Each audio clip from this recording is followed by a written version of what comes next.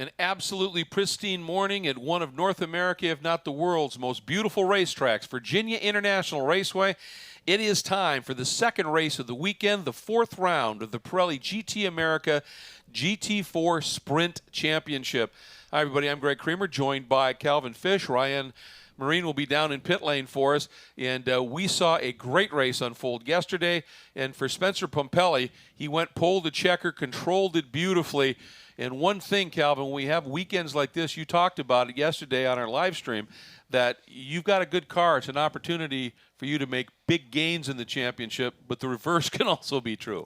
Yeah, and if we think about two of the championship contenders, Spencer Pumpelly had a great race yesterday, started from the pole, pretty much controlled the race, and he was concerned with overheating, certainly a lot cooler this morning, so he should be in great shape. With that win and a 10-point gain on Drew Stavely, who was tied for the championship lead, he's now tied for the championship. Conversely, Michael Cooper came into the race weekend, tied for the lead with Stavely. He had an awful day with his Black Dog Speed Shop McLaren. You see there sitting on the second row of the grid. He'll line up fourth here today, but a couple of technical gremlins.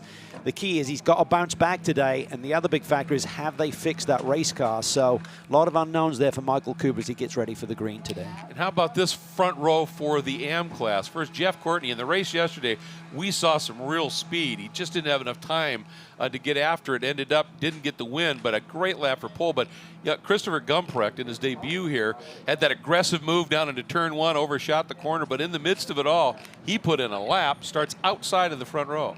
Yeah, and he's going to be very much in the mix as we head down into that turn one in the brakes for the first lap. So he's got to realize what he did yesterday and make sure he doesn't make the same mistake. But for Jeff Courtney, he showed the pace yesterday to maybe beat Michael Dinan for the win, who's on a bit of a turnout right now. He's the championship leader.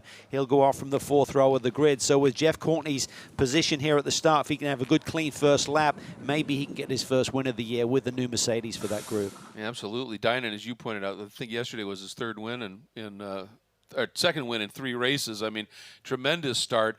And here's a good look at Jared Andretti's endurance warranty window world McLaren 570, and he has shown some really good speed here. Topped a couple of the practice sessions, and he's got some pace, no question about it. And I think Spencer's aware of the racecraft of Jared Andretti. I mean, Andretti made a move from the second row, gained a position early in the lap yesterday, got around Michael Cooper. Now he starts on the front row. He recognized that Pumpelly has a very fast Porsche. You're going to try and make a move there. He's good on cold tires. He's used to very short events with his midget and sprint racing background. So he's going to be up on the wheel early and try and make a move through those first couple of corners, you'd have to feel. There's a good look there just off to the left. The beautiful 66 LaSalle Solutions TRG Porsche that had such a phenomenal run yesterday, and the rest of that great field. And Drew Stavely, you know, he stepped up. He was the AM champ last year. He stepped up, and he has shown that he absolutely firmly believes and should be running as a pro. Here's the beautiful pink machine from PF Racing of James Pesic, who's also a pro. Didn't get quite the lap he wanted in the race yesterday in terms of time. Starts a little bit farther back in the pack. But there's a look at Drew, and he's just a great guy, obviously, but also a great talent. He really is, and he races clean and fair, and you know, he's made the move up to the pro ranks now, and that has not flustered him one bit. He feels totally comfortable there running with the best in the business. All right, field heading out. This installation lap and formation laps, they've been giving him 2 formation laps here. I haven't seen a change on that, but I think that's ultra important this morning after all the rain. We had a huge storm move through here last night, and other than a qualifying session for the GT3 cars, nothing else has been out on the track. So this track could be significantly different from what these guys saw during the race yesterday, the last time they were on track. Yeah, it will be a bit different, but it's early in the day, so the temperatures are lower. The track temperature will be lower, so it should be good conditions. And you know that everyone's just chomping at the bit. What a beautiful day it is here, one of the most gorgeous racetracks in all of North America. And everyone's going to have a big smile on their face. I think for Michael Cooper right now, he's probably feeling out that McLaren, hoping that it's all operating just as it should. He had some turbo issues yesterday, some other electrical gremlins that bit him late in the race, even when they got the car back out there. The important thing was that they did enough time in the race to score championship points. All right, as they're out on their formation and pace laps, let's get down to Ryan Marine. Well, Greg, you guys touched on a couple of the stories that I was chatting with some folks about on the grid before the race. You mentioned the track conditions different because of the rain, but according to Drew Stavely, it might be more different because of the temperature of the track surface. He said this track is more sensitive to track temperature changes than it is the rubber changes, and they think they've got a handle on that with their setup here today. But it's also worth keeping in mind he is on an alternate tire strategy to the rest of the competitors starting around him. The 3 cars around him are starting on sticker Pirellis. He is starting on scuffs, saving the stickers for tomorrow and race number 3 of the weekend. And of course, all teams a bit limited by the number of tires allocated to them at the beginning of the weekend. So they're playing their strategy a bit different from the other cars around them. Still awfully fast, and Drew, still pretty optimistic. His car might be the 2nd fastest car in this GT4 field, behind, of course, that LaSalle Solutions car from Spencer Pumpelly and TRG. Thank you, Ryan. A couple of things to think about there. One, if he's got scuffs, he could be faster sooner than the other guys, so he needs to do something in a hurry. And that point about track temp, that's huge. I mean, it's supposed to get up to 90 today. It was in the low 90s earlier in the weekend. We had teams that had recorded track temperatures at 146 degrees in the heat of the day when it was sunny. And it's just been very, very sultry, humid here. So that's a great point. This is as fast as this track might be right now. Yeah, the car's going to feel good for everyone if your car is better than the other guy. Good point. Man, it feels really grippy right now. Why is he still taking off from me? There's a look at the hog pen, the final corner here, so named because back before this track existed, it was a hog pen for a farm. And, well, we have the opportunity here, maybe just a quick tour around this track. Obviously down into turn 1 here, this leads into the most technical section of the track where you can lose a lot of time, but if you're really good you can make a bit up. Yeah, it's all about placing the car, hitting your marks, and if you start to ask too much from the tire, particularly as you get to about the halfway point in the race, you may be thinking, oh, I'm gaining time, but you're actually going slower when you suddenly looked at the sector time. So it's all about just positioning. Coming through here, this little twist here, particularly after the start when you got cars typically side by side, you've got to give each other a little bit of racing room right there. As you look at the number 79 Mercedes of Gumbrecht, you've got to give yourself room there. Then you've got that little runoff room that you can use if you're racing side by side, and there's a temptation to dive in there for turn 4, make a move down to the inside, but if the person doesn't want to give it to you, typically there's going to be some contact, and typically someone's turning the wrong way around. This is the section called the Snake, and it clears out for a little brief straight and then into the climbing S's, which we just keep absolutely talking about it, but with good reason. It's truly one of the most amazing pieces of racing real estate. Look at this section of track, climbing, apexing over brows. I mean, it gives you every sensation you can imagine. Yeah, and as the speed ramps up and you think, okay, it'll be a problem for the next corner, you got that elevation change giving you the extra grip that you need so you can really float big speed through there. Use a little bit of the curves, but not too much. You don't want to be bicycling the car through there, getting up on 2 wheels. And then the infamous oak tree turn. Oak tree no longer there, of course, but the tightest corner there on the racetrack. And it really launches you down Madison Avenue here, this long back stretch. And really a key overtaking opportunity is at the end as you get on the brakes and get set up for the roller coaster to finish the lap. Look at how aggressively Andretti is working on cleaning and scrubbing those tires. He's leaving black marks around the track. He might be concerned knowing maybe he got wind that Drew's on scuffs and could have a quick car right from the off. You know, we were talking about the climbing S's, and once you get through that, you think, okay, I'm good. And then turn 10 awaits, which is another one of those brutally tricky corners. I'd say 10, probably 10 and Hogpen are just 2 of the trickiest corners to get everything out of consistently, aren't they? They really are, because it will bite you so quickly if you ask for that just that little bit more. So Spencer's going to be very aware and savvy to the attack that Andretti's going to try and put on him here. So he's going to try and get the launch. Normally aspirated Porsche against the turbocharged McLaren. But these cooler conditions should come back to Spencer a little bit. He said that the car really falls off in the heat of the day, or if he gets in dirty air and does get beaten to that first turn by another driver. 50 minutes, round 4, about to go green here at Virginia International Raceway. Beautiful field of Pirelli GT4 America Sprint machinery. Looking at that start stand, watching for that flag, listening for the call on the radio. And here we go, and Spencer Pumpelly gets the jump just a little bit, but Andretti has shown a willingness to go really deep, as you said, and try and do something around the outside here in 1. He's going there again, Spencer. That was a beautiful cover on that. Stavely thought about a move. Oh, so close there between Stavely and Cooper. Almost glancing bodywork there, and Cooper's on the attack. He's got to the inside of Stavely there and picks up a position. Stavely tries to run around the cushion there, but there's going to be nowhere to go with her, I don't think. Cooper gave him a little room. Look at this, Stavely still trying to work the outside through 4. Finally has to give way. Awesome racing there, and a great start by Jeff Courtney on the Ampole. There you see him, 5th in line. Gumprecht getting worked over by Dynan in the background. Easy to pick out Gumprecht, that brilliant blue Mercedes, and then Dynan and the black Aston Martin behind him. A little tough spot to try and make that pass, but Dynan's got Paul Terry right behind him and another Aston Martin, this one from Reardon Racing. Yeah, the 2 Reardon Racing Aston Martins there, Paul Terry, Jeff Burton.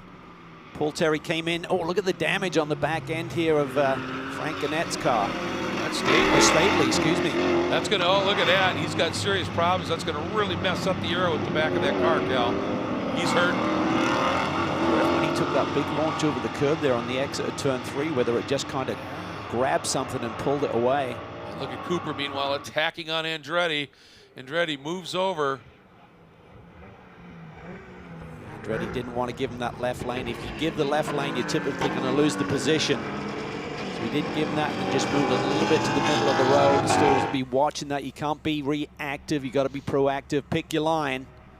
And you know that Michael's going to be on the radio to his team saying he's moving a little bit into the brake zone.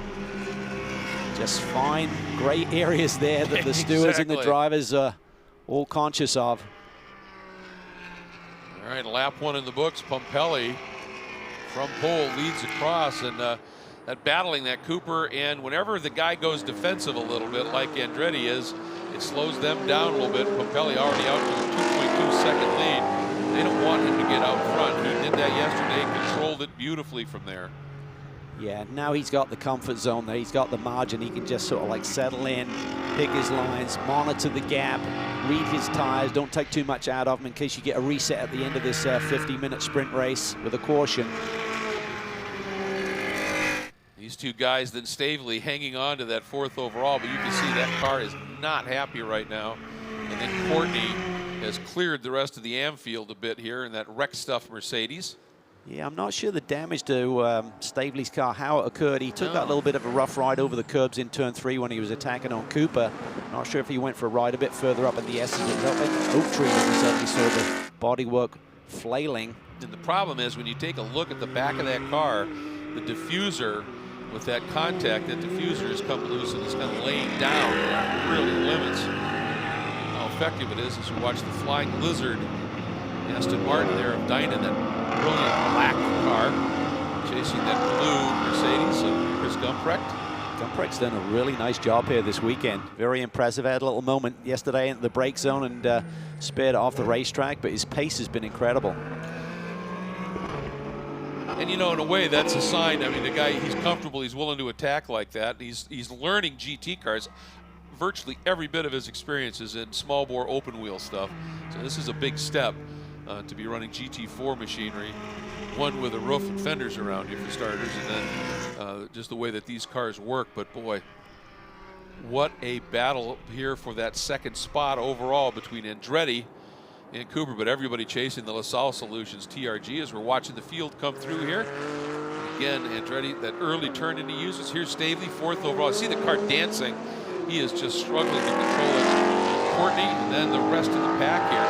I'll tell you, a guy who's had a good run early here, Cal, is Mark Lennon in the number 62 Sin GT4, Sin R1 GT4. He started back in the order a little bit. Didn't have a great race yesterday. Started 13th overall. And he's worked his way up into the top 10. So whatever the issue they had yesterday, looks like the KPR team is making contact. Yeah, no, it's been a great transition for them over to the Sin chassis. Really felt with the car, the electronics they had last year was kind of masking. Mark really focusing on his driving, so I think this is a perfect fit for him. He's had a really good start to the 2nd race here of the weekend. Here's Frank Gannett, teammate to Drew Stavely. Cooper keeping the pressure on. It seems like Andretti just accelerates a little bit stronger midway down these straightaways. Analyze that and see what's happening exactly, because Cooper's car seems to be working well. And there you can see at the back of Stavely's car, that diffuser's literally just dragging on the ground, and that just absolutely upsets the aero on the car. It does, and Courtney's going to be keeping an eye on that if there is any debris that he doesn't run over it and cut down a tire. But he's got a nice gap here and has taken the pressure off. He certainly seemed to have the pace yesterday for a potential win, but got caught out, and Sean Quinlan did such a great job resisting the challenge there from Courtney for a number of laps, and I think that just gave Michael Dinan enough time to maintain the lead and bring it home for another victory. Otherwise, Courtney could have been a factor. Well, when you have something like what's unfolded here with that 4-month layoff for the COVID pandemic, you look for any silver lining you can. And for some of these teams that got their new cars fairly close to the start of the season at Circuit of the Americas, and then would have had to go right to St. Pete and go right to here, this 4-month break has allowed them to get a lot more familiar with those cars. And there was a period where they opened up private testing that teams took advantage of. So for some teams, that break in a way, in terms of just motorsports performance, maybe didn't hurt too much. No, it certainly has helped. Certainly, as we see this battle continue. Cooper down to the inside. That is awfully tight. Good, clean, hard racing. Jarrett gives it up, and he's pretty stubborn driver, so he realized that Michael Cooper just had that spot sealed and didn't want to have any contact. We've seen it before. It doesn't happen often in that spot, but if you execute beautifully, that's how it works. And Michael Cooper is just exceptional. There's no question about his talent and his racecraft, and man, that was sweet. It really was. It seemed like he was struggling in terms of straightaway speed compared to Jared Andretti's McLaren, but now he's got by. He's certainly put down some good corners here and created that gap to take the pressure off immediately. Now the key is going to be the gap to Pumpelly. Does Cooper have anything for him? He needs a bounce-back weekend. He needs to try and catch Spencer if he can and try and minimize that points gap that Spencer is starting to build. Yeah, look at that margin now. Spencer out to 5+ seconds here, but Cooper, now that he's got in front of Andretti, he's been able to put a little bit of a gap on him here. It'll be interesting to see what the lap times are. Fastest second sector of the day for Michael Cooper. He's got the hammer down.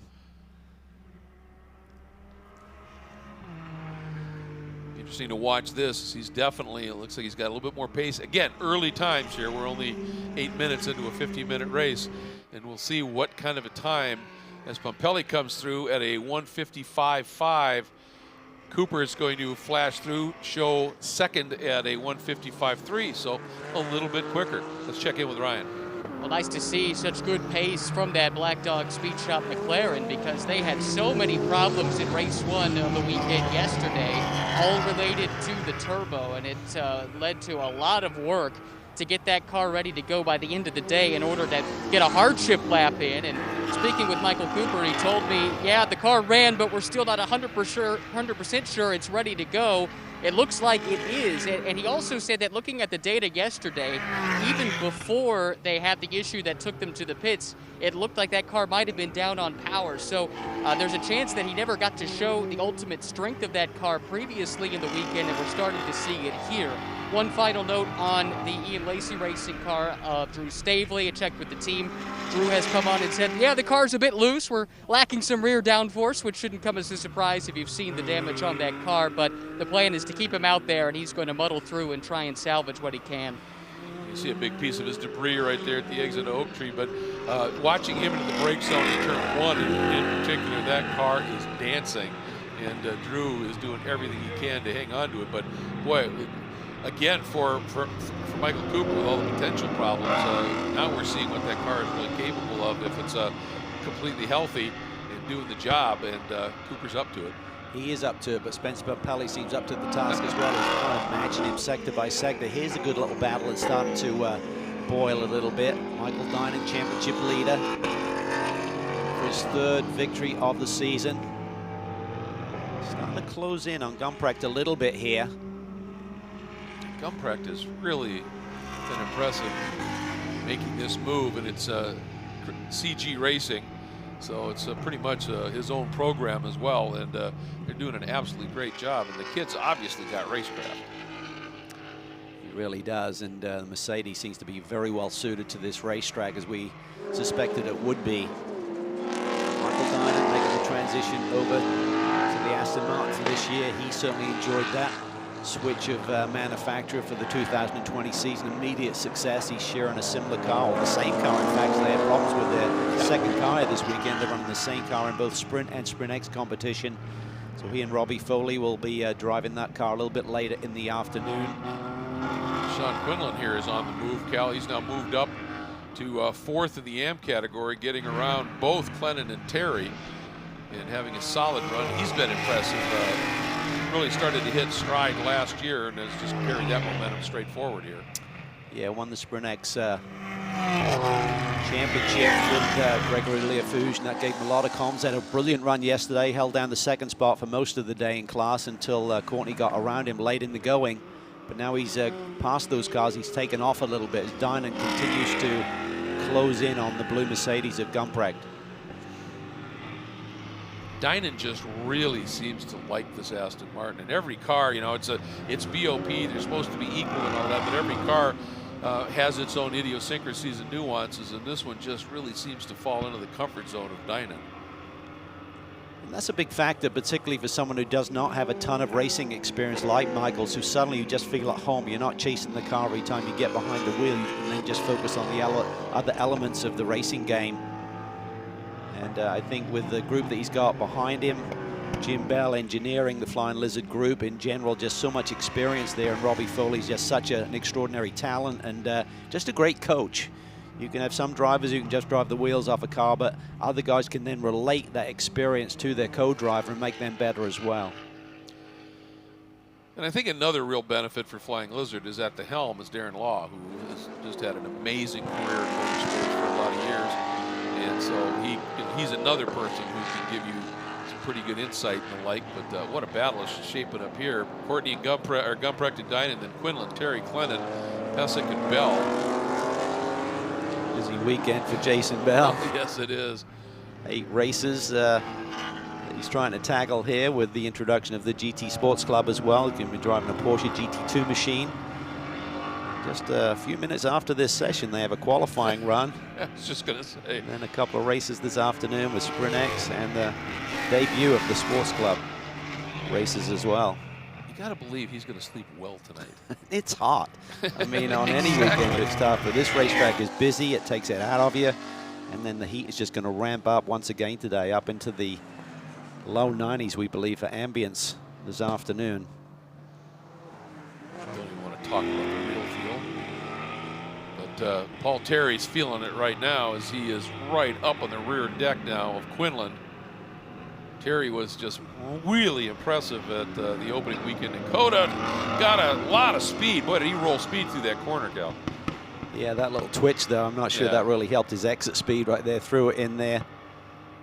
And as you can see, Sean has gapped him a little bit by doing that. You just lose some RPM, and you can see the effect, the acceleration run off the corner. And Clennon didn't get the greatest run out of Oak Tree either. And both Pesic and Bell go through. So Clennon has dropped back. And then Burton right behind him. Beautiful body style of that Aston Martin. I've always loved ever since they introduced it. It is sharp, isn't it?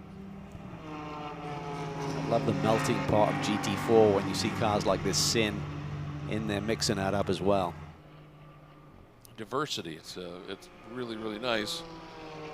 Here's a good look at the Premier Copier entry of longtime World Challenge driver Mark Clennon. He's just loves being here. Buddy, he's just always got a smile, regardless of what's happening. On his worst day, when I've seen him and I said, "Hey, I'm sorry," he goes, "Hey, I'm on a racetrack. This is fine. This is fine. I'm running. That's all that really matters." Got a great perspective on it. Doing a nice job. Ian Burton here. That silver 191 Aston Martin from Reardon Racing. Nice little string of cars here. Looks like Terry and Quinlan have taken off a little bit from Pesic and company. Dynan remains really close to Gumprecht in that battle for second in the AM category. But yeah, this is going to be compelling stuff here. If Terry can roll that kind of speed again without that bobble and time it a little bit, coming out of Oak Tree. Here is Dynan attacking Gumprecht. Black Aston Martin working over the blue Mercedes. Gumprecht really rolls good apex speed there through Oak Tree. Key is if that then affects how quickly you get back to power by waiting, but seems to be pretty effective. Looked like Terry got a little bit better exit this time. See if he's going to be able to do anything with it. Those BMWs pretty good legs here down this long back straight they call Madison Avenue, doesn't it? It really does. It's seems to be able to gap most of the other cars by a good car length there, as you can see for Quinlan, and that takes the pressure off by the time you get to the brake zone. Terry fires it in there. Cars are working well in these, again, relatively cool conditions for the day. I always like to quote when we're talking about having a little bit of a top-end advantage. Our colleague for many years, Dorsey Schrader, he said, yeah, it's nice to have a car that handles good on the straights.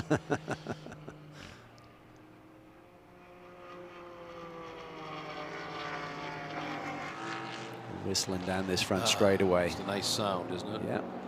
On his gap, Terry, a little bit here. Looks like Jason Bell is starting to get up on the wheel a little bit. He may have something for Pesic here before the end of this race. Still a long way to go. He just turned his personal best, so yeah, he's starting to find it. Meanwhile, up front, Spencer Pompelli in the LaSalle Solutions TRG Porsche up by over 5 seconds, and has just hits that 5-second mark in the last few laps. He's just made sure it stays just about there. Yeah. And Cooper's been able to find now almost 5 seconds clear of Andretti. So Cooper, in terms of lap times, Cooper's been the fastest guy on the track here the last few laps. But every time it dips down underneath a 5-second margin, it seems like Spencer just throws one in and covers him. Yeah, he seems to be totally under control, and he said how important it was to get that clean air, get the air to the radiator grill on that Porsche. Once they start to get high temps, it really falls off and affects his lap times. So a lot cooler than when they ran here yesterday afternoon. Again, as we said, it's all about taking advantage when you have a strong car at a weekend with these triple headers that we're going to encounter for the majority of the season. Take a big swing in the points. Well, this run is just huge for Cooper, obviously, after the problems he had yesterday, to keep him in this championship hunt. 3-time World Challenge champion. Unique situation where he's running with 2 different camps here on the weekend. Both McLarens. He runs with the Flying Lizard Group, and Aaron Vogel, they had some issues with their car yesterday, so had to start from the back of the pack, but looking for better things today. But unfortunately with the Sprint X stuff, by not making qualifying, they're going to start from the back in all 3 events here this weekend, whereas on the sprint events, that fast lap is important, which again for tomorrow's race, Pompelli right now holds down the fastest lap by considerable margin, so he's looking good for another pole for race 3 here this weekend.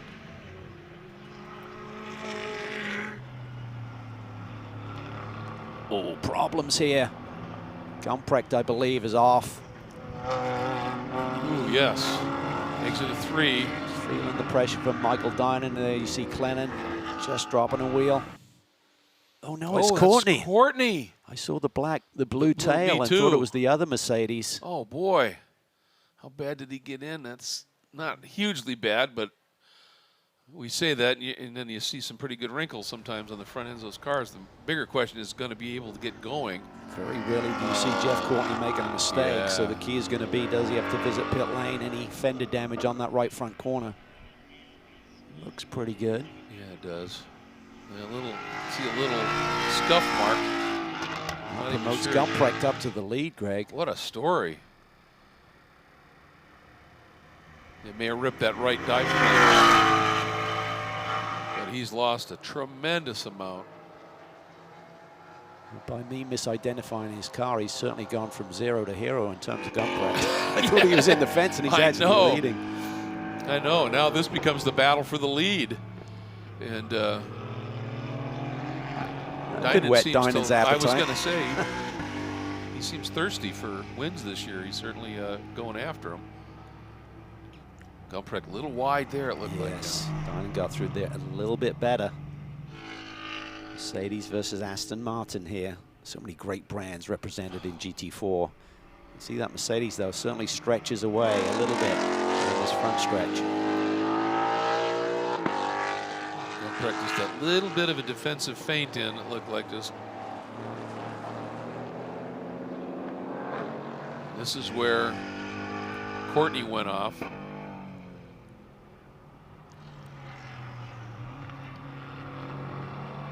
Everybody giving that Dynan's car is working better. Yeah, Gumprecht did not get through turn 3 very effectively there. He went in a little bit shallow, looked like he used a lot more brake than normal, and that really cost him momentum through the apex, and Michael came up on him in a hurry. Oh, when Michael's going to show the nose, this is one of those spots you got to have to pass Dunn already. So now he's just going to be trailing him up and through, but yeah, he's got a taste of it now, doesn't he? Well, suddenly when you got the lead, that ramps up the pressure as well. So I'm sure his crew have told him that, and he would have seen Courtney off to the side of the road there as they came through 3 and 4 a lap ago. So this is going to be a huge run out of Oak Tree. Gumprecht looked pretty good there. Yeah.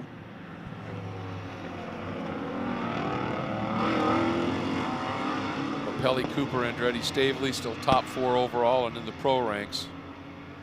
Sizable gaps between each of them at this stage, but look at the queue behind Quinlan here, behind this battle. We just had a glimpse of for a minute. This is where I'm going to be intrigued to watch Gumprecht.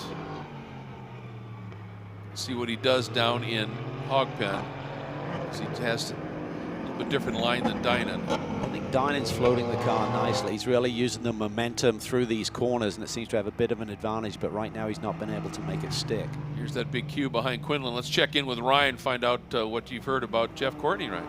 Well, the team went out to the wall to watch him come by the last time he came by the front straightaway, and they determined that the car didn't look too bad. Jeff has said he doesn't feel like he has any mechanical issues with the race car, so they're going to leave him out there. Their main concern at this point is potentially to pick up some grass in the radiator, so they're going to be watching for alarms for heat after that off-track excursion. But otherwise, they do think he's all right. He just said he went a little bit wide, and it was his fault, so that's the update there. All right, thanks very much. And again, with this being a 3-race weekend format, and Dynan's through on Gumprecht. Yeah, that's the area of the racetrack where he's close to him before, so managed to make it stick, and he's got the lead.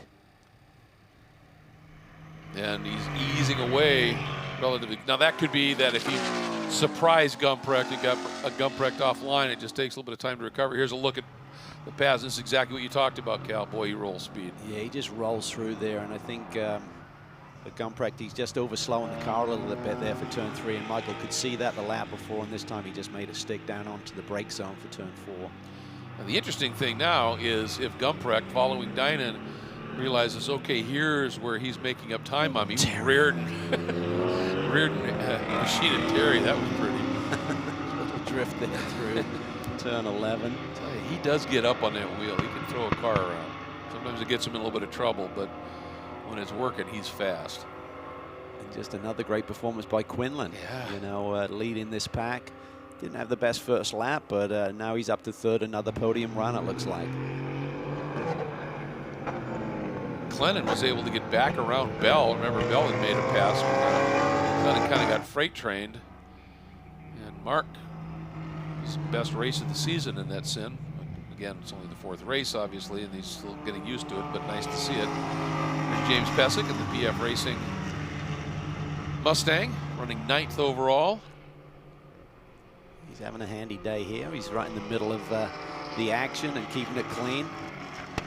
Might have something to say here for these 2 guys in front of him. Yeah, I think so. He found speed late in the race yesterday as well. They've been a great addition, coming over and doing SRO racing just the last couple of years, and they've been a great addition. PF Racing, Pesic family is the acronym, and the one thing about that Mustang is we think, oh, it's just all about power and squirt down the straightaways. That car has a lot of downforce. It's really good in the brake zones and really handles incredibly well, as we see Terry just a little bit ragged there as he starts the snake, and that's allowed Pesic to get even closer to him. And that's the thing in technical parts of racetracks. You over hustle the car, you're just going to go slower. It's all about smooth, isn't it? It is. You just got to be disciplined and maximize the grip underneath you, and just I think Paul Terry just loves to be on the attack. He's fun to watch, but I think sometimes it may cost him a little bit in terms of his acceleration off these corners. Let's see what he does this time. That was nice. See, just the total difference there. He actually gaps Pesic a little bit with that roll through the corner. Just opening up his hands and getting to the power early. Yeah, generally sideways might be fun to watch, but it's generally not quick. You need bundles of horsepower to be able to do that as Pesek gets a big run here, and he's into the left side. Can he make it stick? No, Terry just swoops across and takes that line back from him. That was a nice piece of driving there by Paul Terry. And Pesek, who could have forced the issue. But yeah, Terry, nice job. And Pesek giving him that, just backed off a little bit. Now Lennon. His eyes are big. He's looking for something right here. He wants a part of this. This all will be, this is the battle right now for 8th. Tell you what, Dynan got by Gumprecht, but Gumprecht has not let him get away. And again, Pesek looks to the inside. He just needs to be a little bit later on the brakes and just force that down there and get that position. Terry has to give it to him. You get out wide there through turn 2. There's just not the grip there to get the acceleration off the corner. You think a nice big radius, but it doesn't seem to be the grip there. Nice job there by Pesek, making the move stick. Wasn't overly aggressive, just really classy driving there down to the inside. Took him a while to get it done, but ultimately he does it and does it cleanly. Yeah, very nice indeed. As I was going to say, Gumprecht, he's down to under half a second behind Dynan. So that battle, I don't think, is far from being done. We're just past halfway, and here's the LaSalle Solutions. What a dominant TRG performance Porsche. here for Spencer Pumpelli. Looking at the lap times, other than Michael Cooper, who's about half a second off, Pumpelli has a second on the rest of the field. Just totally great job by the engineering crew there. Kevin Buckler's TRG Group always puts a great car on the racetrack, and you deliver that to Spencer, he's going to perform as he's doing right now. You bet. We talked about it yesterday, the success that that team has had here at this venue for a lot of years. That means a lot of data and a lot of experience, and it's playing out here. And for Michael Cooper, for our, McLaren factory driver, who, as you said, is doing double duty with 2 different teams here.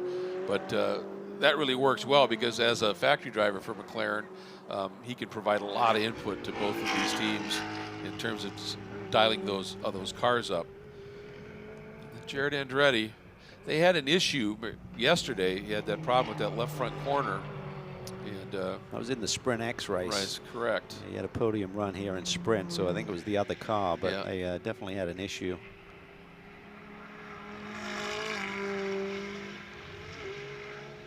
Could be a bit disappointed with this run. I mean, I know what a competitor Jared is, and a podium run is nothing to be sniffed at, but even so, I think he would like to have been a little bit closer to Michael Cooper here in terms of pace this morning.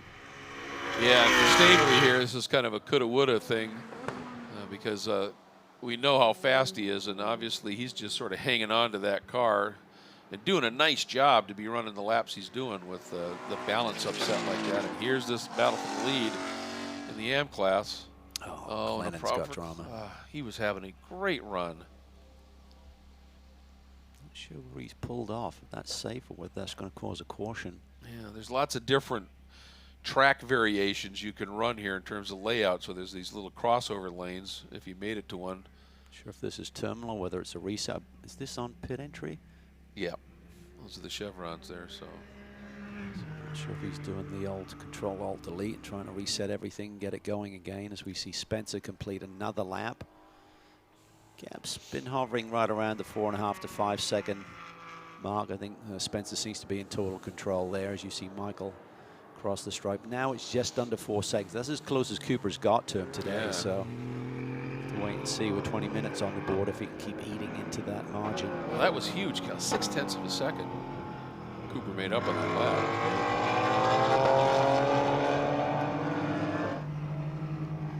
We're getting word that the problem with the SIN, as you might well expect, the way that it's sitting, is an electrical issue. Here it sits, and there's so many different variations of programming on these steering wheels. I joked about it when these GT cars came out with all the electronics on it, and the various codes and things you have to enter in certain sequences on the wheels. If I happened to be driving one and had a problem, I'd have to jump out, run into the crowd, grab a 10-year-old. Can you get this started for me, please? Yes. And get that clock to quit flashing 12. Yeah. Well, Cooper continues to cut into the lead of Pumpelli. He's now running slightly faster sectors than Pumpelli. We've still got about 10 laps to go as Pesek there a problem for Quinlan? Nope. I think Pesek just did basically what we'd seen with a couple of great passes previously in that corner. Just rolled that speed, Cal, got to the inside. Just parked him, I guess. He did. Just parked it. I think Quinlan, I'm sure he's aware he's a pro, and Quinlan's running M, and that wasn't a pass for class position, so don't do anything silly. Now Quinlan, though, he's got to regroup and keep Terry behind him. Yeah, I was had my head down in the computer looking at the sector times for Pampelli and Cooper, and Cooper continues to raise that margin up front, so we might have a game on for the overall lead here, but meanwhile, this is a fascinating little battle. Pesek, a couple of really strong moves here. Oh, and Terry got on the hammer early and almost got into the back of Quinlan, Cal. I think he had to breathe it just a little bit.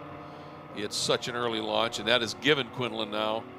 It stabilized things and might even give Bell an opportunity on Terry. Here he comes, and Bell looked, and Terry sort of faded over.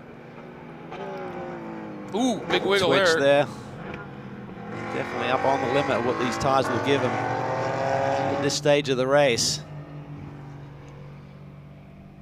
That gives Quinlan just a little bit of breathing room here. That's essentially, with Pesek through, that's the battle for the podium, final podium spot in AM. Quinlan, Terry, and Bell. Here's that Terry and Bell battle for fourth right now. Jason's got a heck of a head of steam built up here. Ooh, that's going to be tight. Just enough room there, side by side here through turn one. Do they give each other enough racing room? Yes, they do. Winding back on the power as the steering comes out of the race car. Tricky section there. Terry just maintains the position. But great racing. Looked like it was going to be really tight there down in the brake zone. I wasn't sure that Terry was going to give Bell enough room. He was going for it nonetheless. Well, that's the concern. If that car on the inside gets that curb and skates a little bit, and the other guy hasn't given him that much room. But both of them have really executed that beautifully. Boy, and Cooper's trimmed it now down to 3.5. Yeah, looking at the sector times, he seems to have about a 2 to 3/10 advantage through sector 2. Pampelli's good through sector 3, so he's inching into it. We go full course yellow. Boy, I think for Clennon's cars, right at pit in, and if there's a problem for another cars that need to pit, etc., that could be an issue. I think they gave him as much of an opportunity to get it moved as possible here. Yeah, if you drop a wheel there, you could hook back across the racetrack. So, what did Pampelli save in the early going? What did Cooper use up trying to catch him? And Bell just passed Terry under a full course caution. Obviously didn't get the word or didn't see the double yellows from the corners here. So we'll have to see whether the stewards say just give it back. Jason's still racing. He is. He is. Maybe he's got a radio issue inside the car.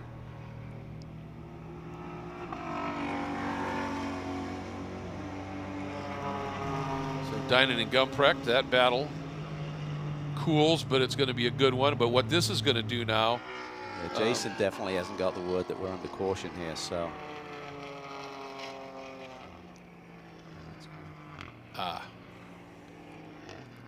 Oh, maybe that was where Quinlan didn't see the yellows and went by Bell, possibly? And now Quinlan was letting Bell back by? It'll be interesting to see how it settles here. Now as confused as they seem to be. Yeah, exactly. All right, yeah. They're getting the word and saying just let them through, I think, so good deal.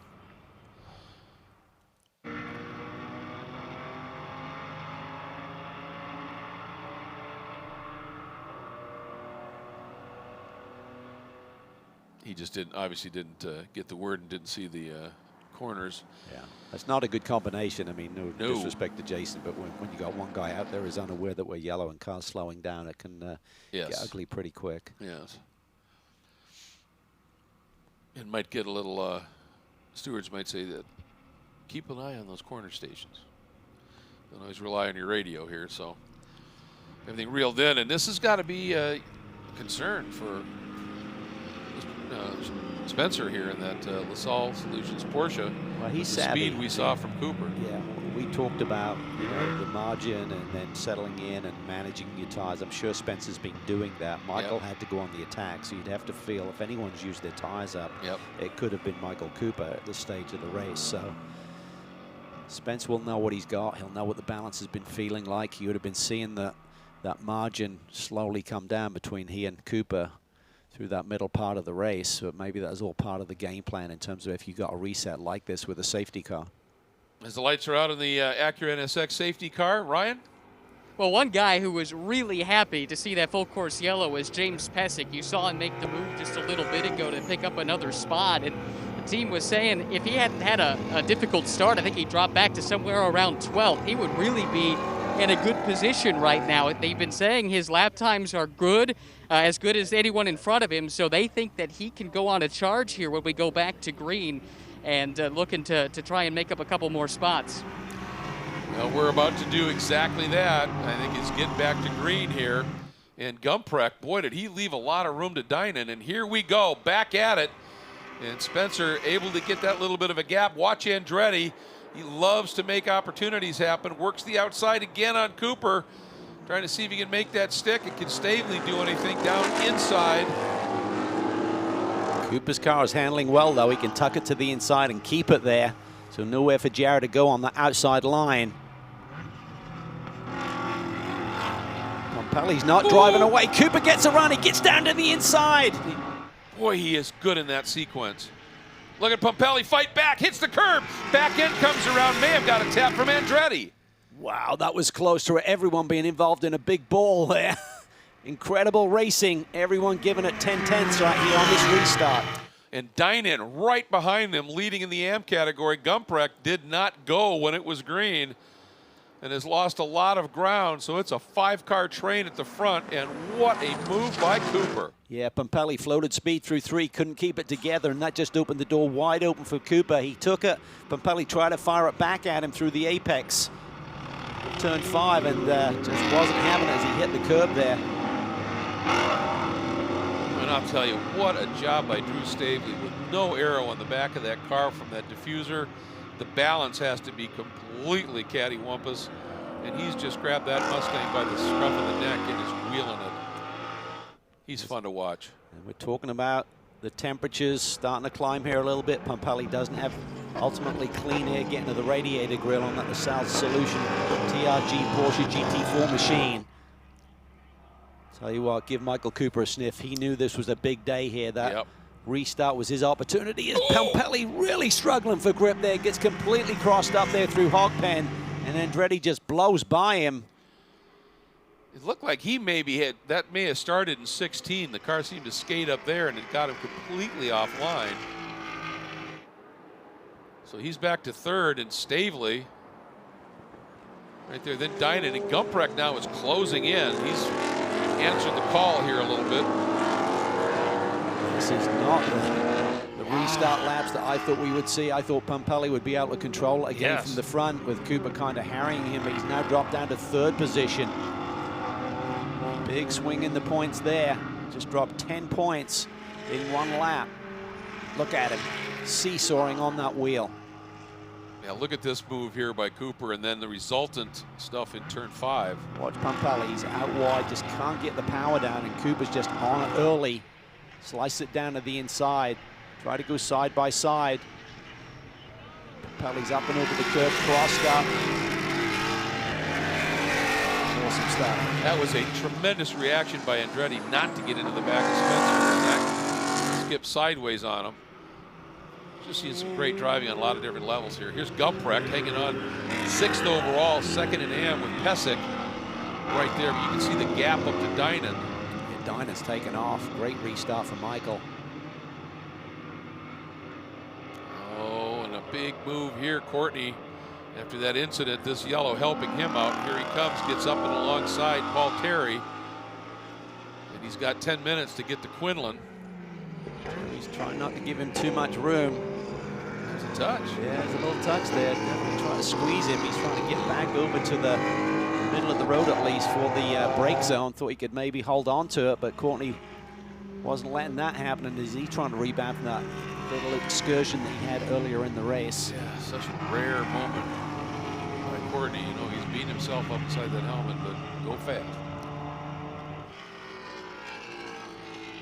See what he's able to do here. Oh, and look at this. Pompelli attacking on Andretti a little bit. Andretti turning in way early, and Pompelli squares down underneath.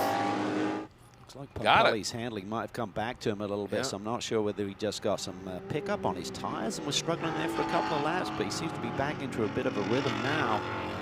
But Michael's now established a 2.5 second lead up front.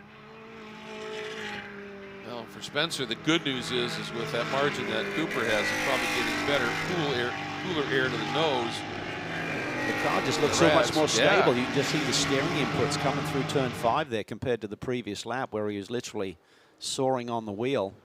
Now it looks a lot more stable than what we'd seen in the early parts of this race. I wonder if he had a little bit lower tire pressure on the car than the others, and under the caution, the handling just fell off until they got back to temp. To find the sweet spot, whatever it is, Greg. So is Courtney. He has already run down Sean Quinlan, the battle for third in the final podium spot in AM.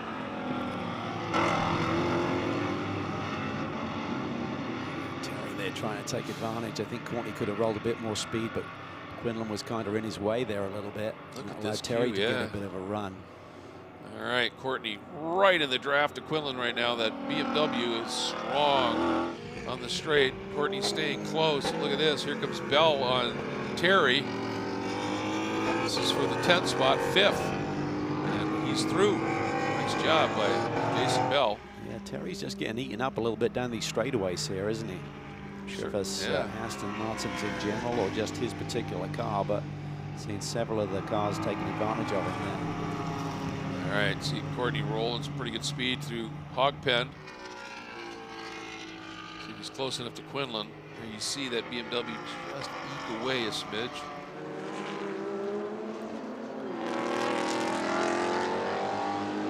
Pesic's driven really well here today. I think Courtney was looking to do an over-under there, and Quinlan stayed so tight to the inside that it was right where Courtney wanted to be. Just watch here if he can roll speed through here. He could get a run down into turn 4. Not quite there.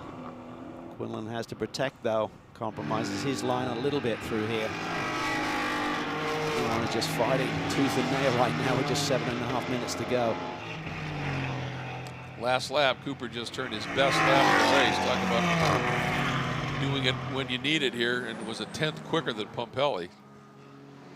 Wow, that's real close to Pompelli's fastest lap of the day. So Cooper's car has literally come alive here. Pompelli had about a half-second advantage on fast lap of this race in the early going, and Cooper in the late going remarkably with the little reset, cooling those tires off. Those Pirelli P0s definitely up to the task here and setting very fast laps. Some 45 minutes into the race. Well, I'll tell you, Courtney rolls so much speed through Oak Tree, and he's quicker through it, but by the time he gets to the exit, he's almost got to check up behind Quinlan. And he can't just back off and get the run because Jason Bell is attacking. And here comes Pesic on Gumprecht. The backdrop, I saw Jeff Burton making a run on Terry as well. So it just seems like Terry's car is a little bit slow on the straightaway, and everyone's taking advantage of that.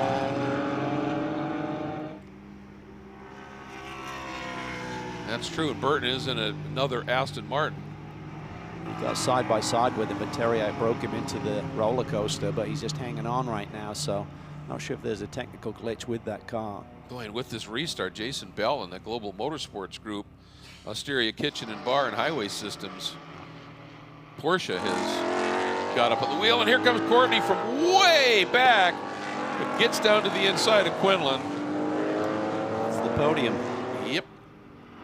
Nice recovery drive here, aided by the yellow, but nonetheless, he's got back on with it. You see the little smudge on the right front fender, hitting those tires in this particular corner, but he's gotten away with it. I'm liking what I'm seeing from Pesic here. He's a pro driver. He's behind Gumprecht, and he's in these AM cars. And when he makes a move and it isn't on, he gets out of it early enough so that he doesn't affect what these AM guys are doing. If he can get by clean, he will. But I think he's showing some real sportsmanship here, saying, I don't want to mess these guys' battle up. Yeah, it's always hard when you got the overlap of the classes, so you've got to respect the other's race and look at the big picture yourself as well, without taking too much risk for both of you. 5 minutes to go here in round 4. There's a look. Jason. That Global Motorsports Group par. Tails away here. Pretty shot in. Boy, Pesek got a good launch. Look at him. He's going to make the move early here in Gumprecht. And he's got to that critical left side.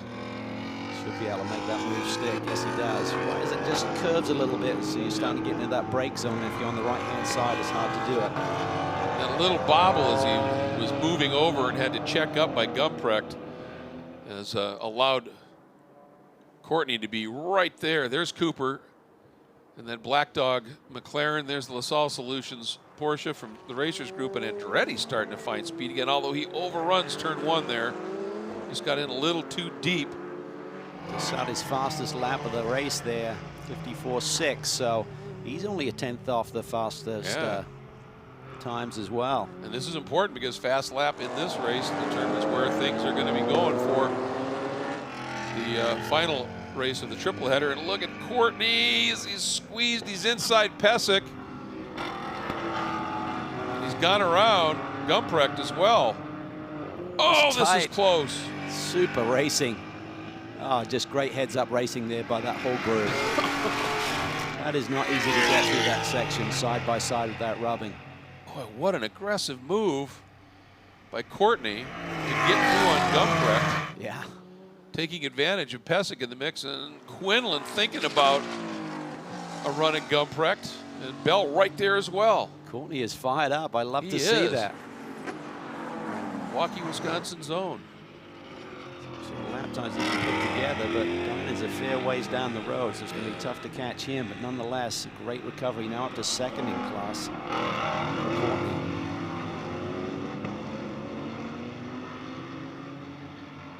This time, boy, a little bobble there by Bell, and Terry went through, and now Burton does as well in the second of the Reardon Aston Martins. So that was costly for Jason Bell. Lost 2 spots on that. If it wasn't for social distancing, I think these guys could have a fun lunch and discuss the racing that they put on here this morning. Yeah, absolutely. This is good stuff. His line through there is beautiful. Just keeps it really out wide.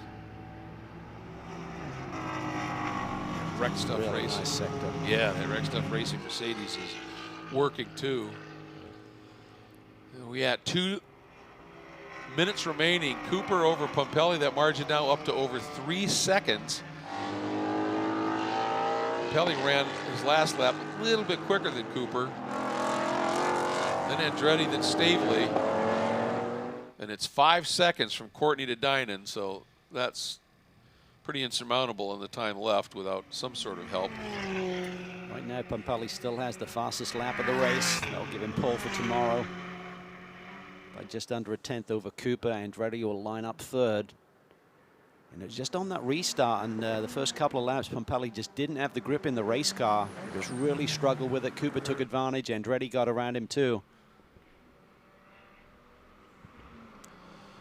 So we should see white flag this time by. There's Jared Andretti. He's really cut from the same cloth as his dad, isn't he? Drives everything, loves driving anything. So much passion for the sport. He's been busy in the lockdown period, publicizing his dad's book, Racer, that was written by Jake Gurse. So I haven't read the book yet, but I hear great thoughts about it in terms of the people who have been through the pages. It's just really a great testimony to a wonderful guy, and we miss him sorely here in the paddock right now, John Andretti. We surely do. All right, white flag, 1 to go. And Michael Cooper having a strong run here. And he had a good run in the second race at Circuit of the Americas after getting a podium in the first race. So this is what he needed. And for Spencer, After that win yesterday, and he had a 4th in the second race at Circuit of the Americas, so he's certainly very consistent up in the sharp end of the points here. But this was huge, I think, for Michael Cooper to keep him in this championship. Oh, big time. He really couldn't afford for Spencer to increase that margin, even though it's early days in the championship hunt. And you know, he's going to be our first repeat winner of the year. He had 3 different winners coming from the first 3 rounds, so Michael looking for his 2nd win on the season. And it's worth mentioning again, there's a pretty decent swing between 1st and 2nd place points. So wins mean something in this series more than just the trophies. And Cooper, well, he is something to watch. He gets it done. Yes, he does, in anything. Spencer, curious to get his feedback after this one as to what exactly happened on that period behind the safety car. His car just would not come alive. He was defenseless there, just arms and elbows inside the cockpit trying to keep it on the road, and both McLarens took advantage of that. All right, last time for Michael Cooper down into the roller coaster, keeping that margin right about 3 seconds once he got there. Courtney's trimmed a little bit off of Dynan, but Dynan still has almost 4.8 seconds in hand. So here we go. Cooper, as you said, Cal, becoming the first repeat winner as he accelerates out of Hog Pen and heading toward the line. Black Dog Speed Shop and McLaren, and Michael Cooper winning at VIR. Spencer Pumpelly adding a 2nd place in the Sol Solutions Racers Group Porsche. And Jared Andretti coming home on the podium as well in the Endurance Warranty Window World. McLaren from Andretti Autosport. Stavely, again, just manhandling that damaged car. Great job by Drew. And Dynan wins. Courtney made up almost a 2nd on that last lap, but Dynan certainly knew the margin he had. But still, for Courtney to have that off, come back to 2nd, and Gumprecht on the podium in his first weekend of racing with SRO in the GT4 category. Not too bad. Just great performances all the way around. For Michael Cooper, you'd have to be wondering what he was thinking about when he drove into the track this morning. A car, not knowing if the technical glitches had been fixed, knowing that the championship could be getting away from him. This is a big, big day for him. It surely is. And for Michael Dynan, wow, 3 wins in 4 races to start the season off in the AM category. That's impressive stuff.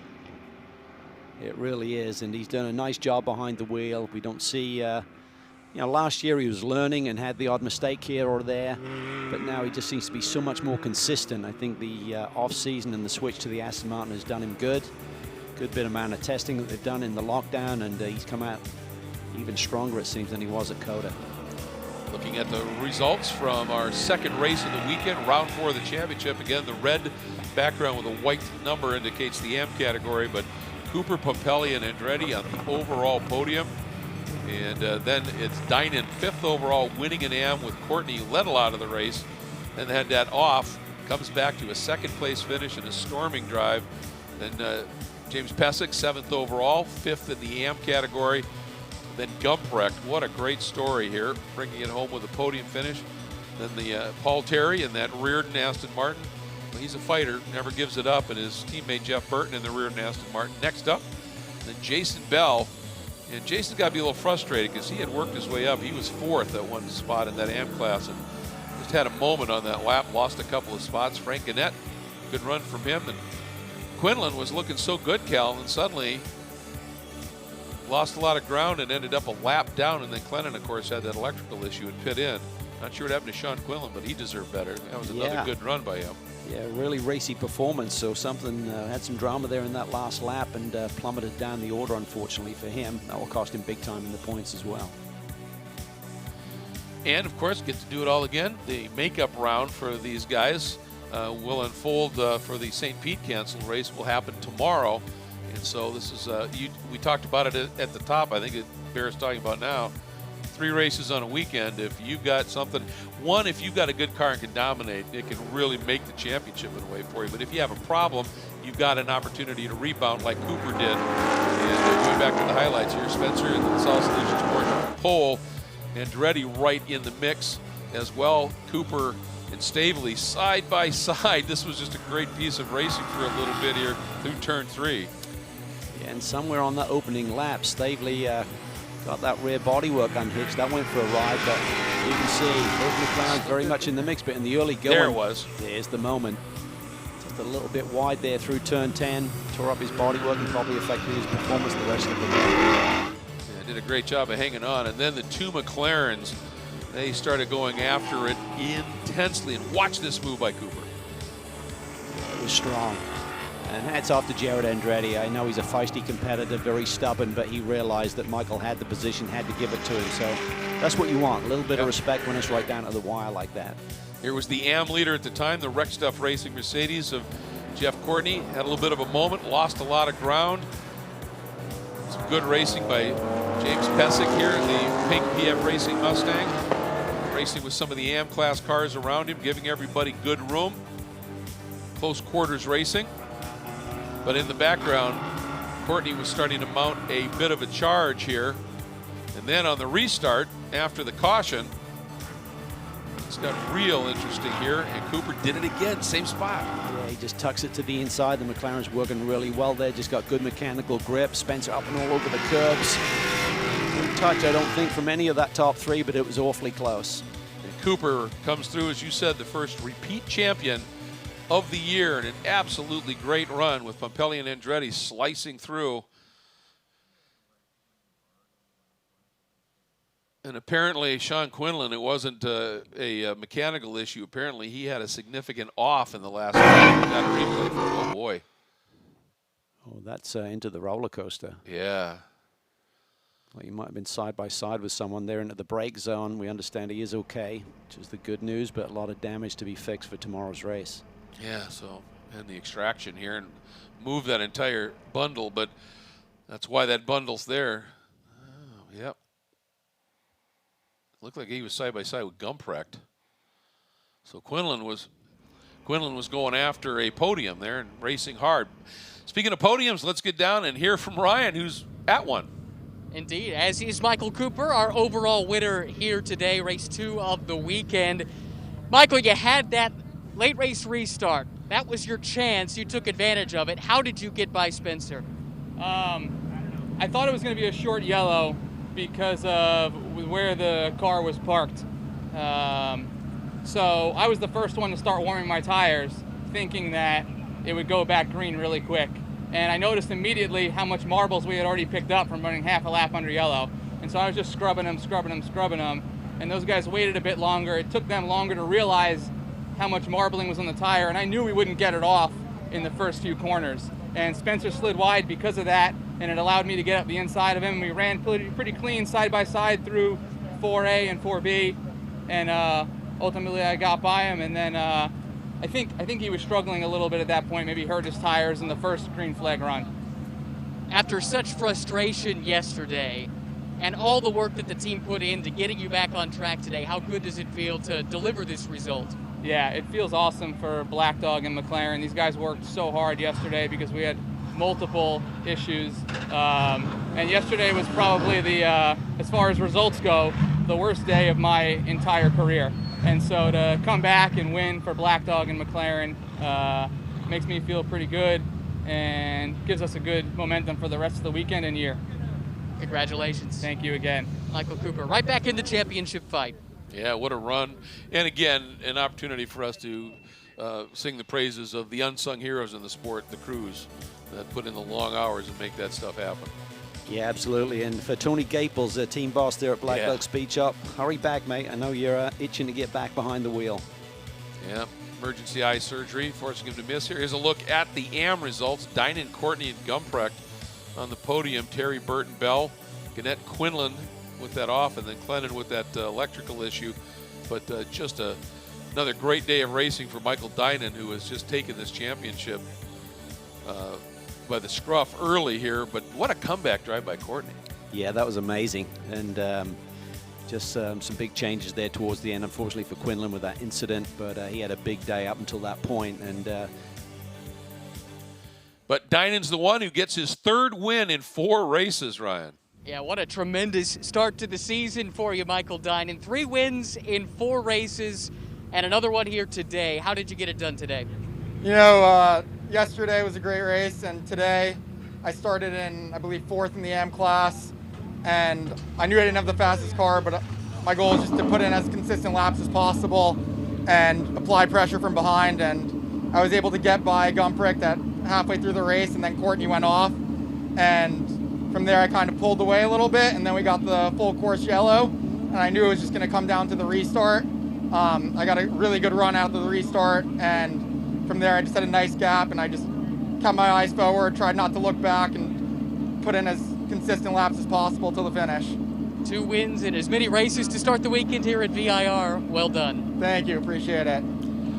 Yeah, it was a great run, and he did get a great restart. And I think Gumprick learned a lesson there about restarts, and impressed with what he's been able to do as well. So everybody learns, you know, they're that new to it and the little nuance as well. But boy, Dynan just he's at one with that Aston Martin. He really is. He's putting in tremendous performances, and hats off to Michael Cooper. We talk about what a pro he is, just identifying, listen, we're going to be going back here quickly, recognizing he had marbling on the tires, getting those scrubbed off. And we saw Spencer really struggle with that. So rare that you see Spencer not be up on top of things like that, and got caught out by it a little bit. It may have been. Absolutely. You just saw that little donut on the side of Cooper's car. So there were the odd touches as this one unfolded. What a great race in GT4 America Sprint.